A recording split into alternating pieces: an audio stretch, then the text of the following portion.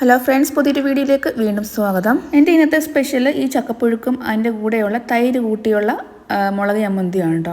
സൂപ്പറാണ്.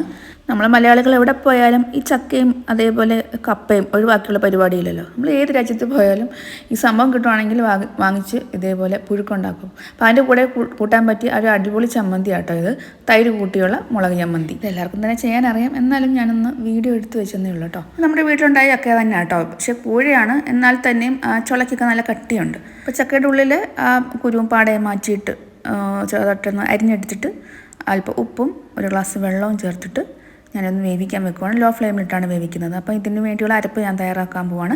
അതിന് വേണ്ടി ഒരു കൈപ്പിടി അളവിൽ തേങ്ങ എടുത്തിട്ടുണ്ട്, ഒരു തണ്ട് കറിവേപ്പില, അല്പം മഞ്ഞൾപ്പൊടി, പിന്നെ വെളുത്തുള്ളി ചേർക്കുന്നുണ്ട് കേട്ടോ. വെളുത്തുള്ളി ചേർക്കുന്നത് വീഡിയോ എടുത്ത് കട്ടായിപ്പ്, എന്നിട്ടൊന്ന് ചതച്ചതുപോലെ എടുത്താൽ മതി, ജസ്റ്റ് ഒന്ന് കറക്കി എടുത്താൽ മതി. അപ്പോൾ ചക്ക വെന്തോ നോക്കുമ്പം ചക്ക വെന്തിട്ടില്ല, വെള്ളം വറ്റിയിട്ടുണ്ട്. പിന്നെ ഞാൻ രണ്ടാമത് ഒന്നും കൂടെ വെള്ളം ചേർത്ത് പിന്നെയും വേവിക്കാൻ വെച്ചു, പക്ഷേ കുഴയുന്നില്ല. ചക്ക ഒരു തരത്തിലും വെന്തിട്ടുണ്ട്, പക്ഷേ നമുക്ക് കുഴഞ്ഞ് കിട്ടിയാലേ ആ ഒരു ടേസ്റ്റ് കിട്ടത്തുള്ളൂ.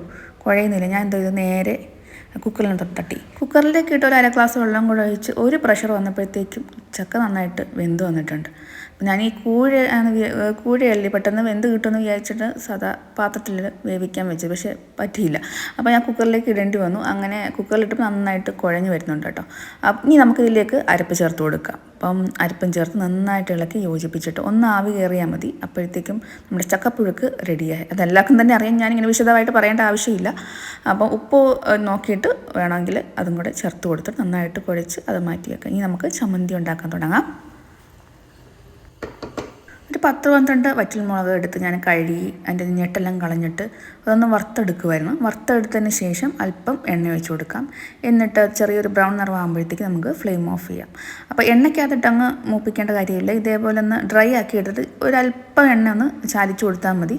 അപ്പോഴത്തേക്ക് നമ്മുടെ മുളക് റെഡിയാക്കി കിട്ടും കേട്ടോ. ഇനി ഇതൊന്ന് ഫ്ലെയിം ഓഫ് ചെയ്തിട്ട് ഒന്ന് തണുത്തതിന് ശേഷം നമുക്ക് മിക്സിയുടെ ചെറിയ ജാറിലേക്ക് മാറ്റി കൊടുക്കാം. എന്നിട്ട് അതിലേക്ക് നമ്മൾ ചേർത്ത് കൊടുക്കുന്നത് ഞാൻ സവാളയാണ്.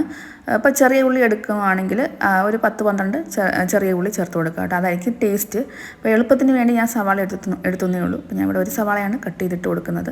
അതിനുശേഷം ഇതിലേക്ക് ഞാൻ ചേർത്ത് കൊടുക്കുന്നത് തൈര് ഒരു 2 ടേബിൾ സ്പൂൺ നല്ല പുളിയുള്ള തൈര് നോക്കി എടുക്കുക കേട്ടോ. നല്ല പുളിയുള്ള തൈരാണ് ചമ്മന്തിക്ക് ടേസ്റ്റ് കിട്ടുന്നത്. അപ്പോൾ അതും കൂടെ തൈരും കൂടെ ചേർത്തിട്ട് ആവശ്യത്തിന് ഉപ്പും കൂടെ ചേർത്തിട്ട് നമുക്കിത് നന്നായിട്ട് അരച്ചെടുക്കാം. സാധാരണ നമ്മൾ വാളംപുളി ചേർത്താണല്ലോ ചമ്മന്തി അരയ്ക്കാറുള്ളത്. ഇപ്പോൾ ഈ തൈര് ചേർത്തൊന്ന് അരച്ച് നോക്കാം, നല്ല ടേസ്റ്റ് ആട്ടോ. എല്ലാത്തരം പുഴുക്കിനൊപ്പം ഇത് ചേർന്ന് പോട്ടോ ഈ ചമ്മന്തി. അപ്പം എൻ്റെ വീഡിയോ ഇത്രയേ ഉള്ളൂ. ഇഷ്ടപ്പെട്ടെന്ന് ലൈക്ക് ചെയ്യുക, അതേപോലെ ഒന്ന് സബ്സ്ക്രൈബ് ചെയ്ത് സപ്പോർട്ട് ചെയ്യാനും മറന്നു പോരുത് കേട്ടോ. പുതിയൊരു വീഡിയോയുമായിട്ട് വീണ്ടും കാണാം.